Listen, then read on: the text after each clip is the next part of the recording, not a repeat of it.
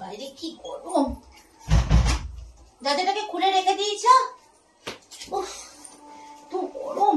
দরজাটাকে লাগিয়েও করতে পারো না? শোনো, আজকে আমি রুটি রুটি করতে পারবো না, প্রচন্ড খাটাখাটনি হয়েছে। আজকে অফিসে অনেক কাজ ছিল।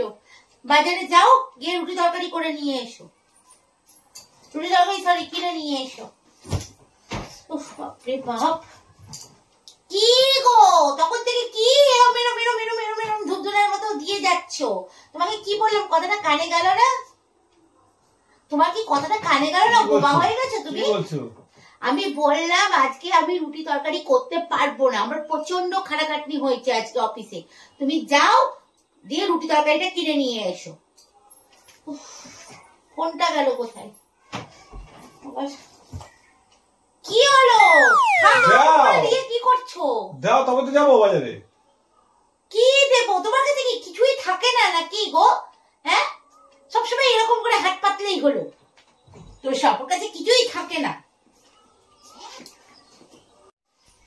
পয়সা নেই, ওর নাকি বাড়ি হবে, গাড়ি হবে, হেনা হবে, তেনা হবে।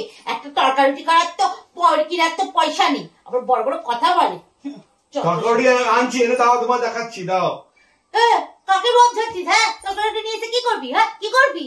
আরে আমি খেয়ে দিই। আমাকে